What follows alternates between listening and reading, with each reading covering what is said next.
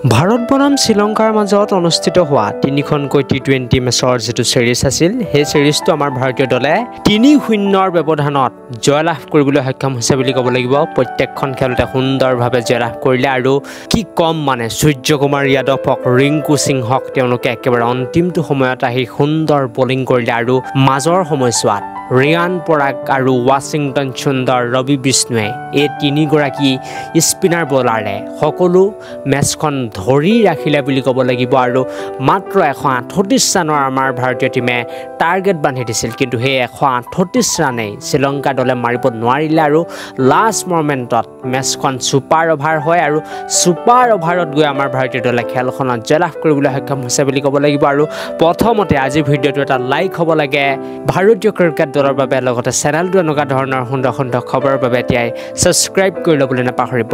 আৰু নিশ্চিতভাৱে খেলখন অকণমান পলমকৈ অনুষ্ঠিত হৈছিল বৰষুণৰ বাবে আৰু খেলখন যেতিয়া ষ্টাৰ্ট হয় তেতিয়া মাত্ৰ 48 ৰানতে আমাৰ ভাৰতীয় দলৰ 5টা উইকেট পৰি যায় আৰু সেই সময়ছোৱাৰ পৰা ৰিয়ান পৰাগ আৰু সুমন গিলে প্ৰায় 54 ৰানৰ এটি সুন্দৰ পাৰ্টনাৰশ্বিপ কৰে বুলি ক'ব লাগিব। সুমন গিলে ভাল বেটিং কৰিছে, তাৰ লগতে ৰিয়ান পৰাগেও ভাল বেটিং কৰি আজি উজ্বলি উঠিছে বুলি ক'ব লাগিব।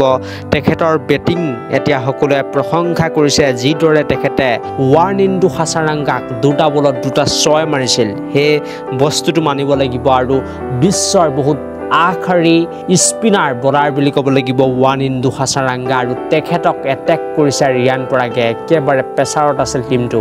সেই সময়ত তেখেতে 2টা 6 মাৰিছে এটা অভাৰত, সেইটো বহুত বেছি ডাঙৰ কথা বুলি ক'ব লাগিব, এটা পজিটিভ পইণ্ট ৰিয়ান পৰাগৰ বাবে। তাৰ লগতে যিটো বলিং একশ্যন ৰিয়ানৰ, সেই বলিং একশ্যনটো মই মানিছোঁ আৰু একেবাৰে সুন্দৰ বলিং কৰিছে, ইকনমিকেল আছিল ৰিয়ান পৰাগ। আৰু মাজতে এনেকুৱা লাগিছিল যে কোনো বলাৰে উইকেট পোৱা নাছিল বা পিটন খাই আছিল, সেই সময়ছোৱাত কেৱল ৰিয়ান পৰাগেই ভাল বলিং কৰি আছে, কিন্তু অৱশেষত ৱাছি সুন্দৰ তাৰ লগতে ৰবি বিষ্ণুৱে হওক তেওঁলোকে সুন্দৰ বলিং কৰি দিলে আৰু খেলখন আমাৰ ভাৰতীয় দলৰ ফালে লৈ অনা দেখা গ'ল। আৰু আটাইতকৈ বেছি আচৰিত কৰিবলগীয়া কথা যে মাত্ৰ 22 ৰানতে, হয় মাত্ৰ 22 ৰানতে 7টাকৈ উইকেট শ্ৰীলংকা দলটিয়ে হেৰুৱাবলগীয়া হয় আৰু মই কি ক'ম মানে এই টিমটোৰ বৰ বেয়া অৱস্থা হৈ যায়।